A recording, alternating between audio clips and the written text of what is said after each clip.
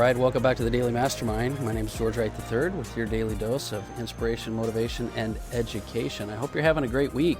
We're off to the races. It's Monday morning, and I want to start with the quote of the day by Eric Thomas. The quote is, what would your life look like if you stopped playing it safe? What would your life look like if you stopped playing it safe?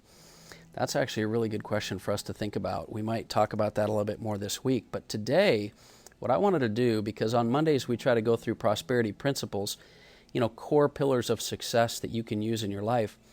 And I was thinking about it as I was taking a drive today. I was thinking about a particular topic that one of my partners, Robert Stuberg, talks about a lot over the years that he's been a mentor, a friend, and partner of mine.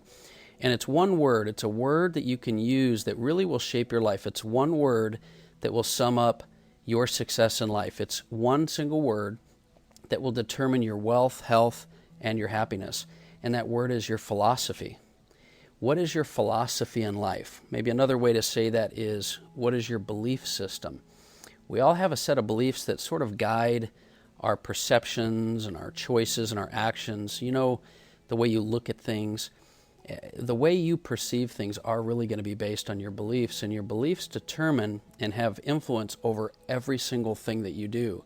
And make no mistake, whether you've consciously built these belief systems or not, they have been built for you in your life. And so this idea of your philosophy of life, I want you to take some time this week and kind of think about it. What is your philosophy? What are your beliefs? What are the beliefs that you have? I'm going to give you some examples. I'm not going to go into a lot of detail, but we'll do that maybe later this week. But one example would be if you're working a job or you have a business right now. I'll give you an example. There could be two individuals that have a position at a job, and one of those individuals, their philosophy is this job is going to be something that takes them to a new level. It's something that's going to teach them things every single day. And another person might have a belief that this job is just that. It's a job. It's something that's inconvenient. Their boss is always out to get them. It's something that they don't love doing. And those two individuals are going to go throughout time, and one of them is probably going to learn more, is going to get more advancement opportunities, is going to have more success, and the other isn't. And it's really based on their beliefs and their philosophies. Another example of that is, what do you believe about life? Do you believe that your life happens to you or for you? See, if you're on social media nowadays, you kind of get a lot of people that are making posts about life happening to them rather than life happening for them.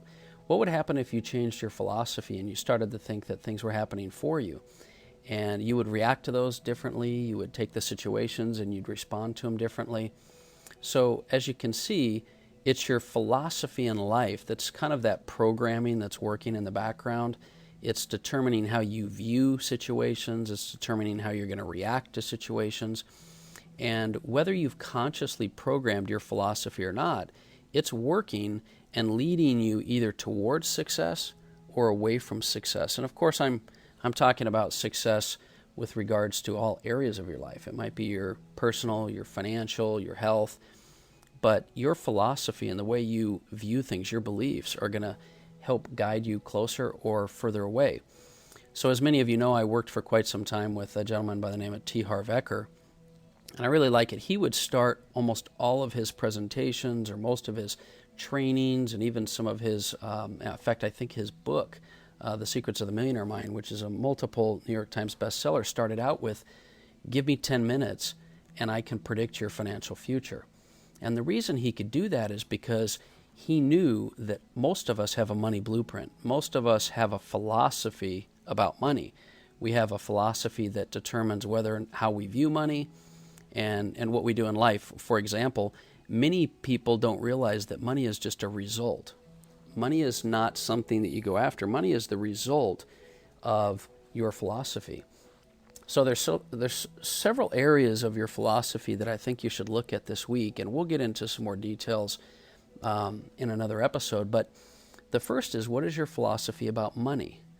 Are you busy making a living, or are you creating financial independence? See, a lot of people view their money as a philosophy of making a living and paying bills, whereas if you viewed or you had a philosophy or beliefs that you were creating financial independence, you might You might spend money differently. You might only look at investing your money versus spending it. You might develop an investing philosophy, meaning every dollar that you earn, you're looking to determine what you can do with that dollar rather than getting that dollar in order to pay your bills. So what is your philosophy about money? How do you view money?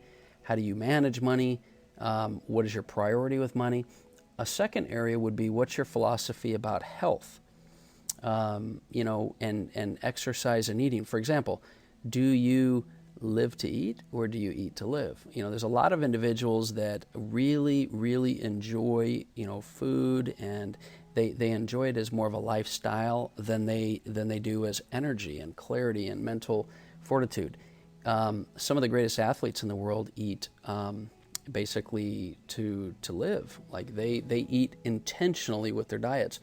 And how do you view exercise? Is it sacrifice? Is it work? Or is it what you use for fuel and energy and clarity? I know that it's part of my daily rituals because I use it for energy and mental clarity. So when I know that I can perform better when I work out and I have energy and mental clarity, I view exercise a lot differently than probably a lot of people do. I view it as a necessity, and I view it as a positive rather than a grind or some type of a sacrifice. But there's so many areas that you can look at, and you can question how your philosophy structures your decisions. And later this week, we're going to talk about how your actions and your experiences in life determine your beliefs, and then they reinforce what you're doing and change the results you have. But here's the bottom line, and this is the most important thing. Until you change your philosophy and beliefs, nothing's going to change in your life long term. Nothing.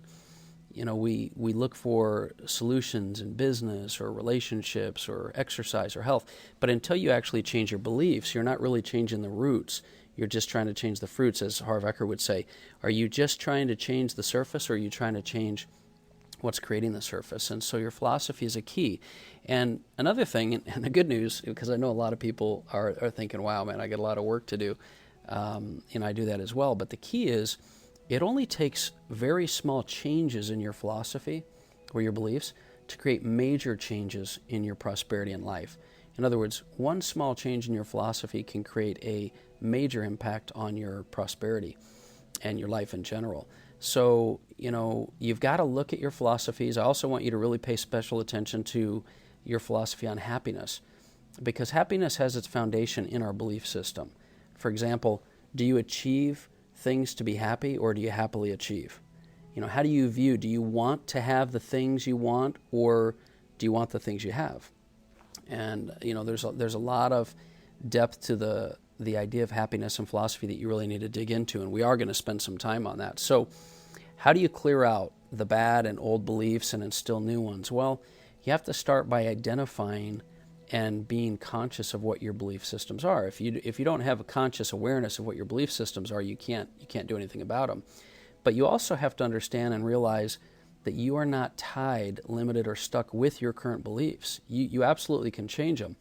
Your past does not define you. Your bad habits are not stuck. You can change those. You can do what you need to do to move forward. And it's real important to understand that. It's real important to understand that you can make those changes. So listen really carefully when I say this, but your destiny is absolutely going to be shaped by your decisions.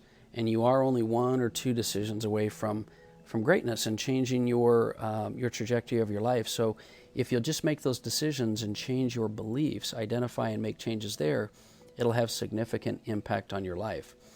So I know we're kind of out of time, and I'd like to get into this a little bit more detail later in the week, but join me tomorrow, and we're going to break down some of the habits and structures that you can put into place to create a really sound philosophy, and a philosophy that'll take you towards success and not away from success, towards the things you want and creating life that you were meant to live.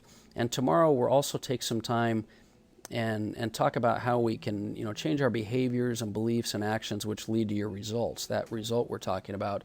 And I'll see if we have some time to also talk about this concept of neuroplasticity, which is the real science behind the fact that you can change the neural patterns, the neurons that fire together, wire together, and we'll get into that in some more detail as well. So anyway, that's my thought for today to kind of carry you into the week.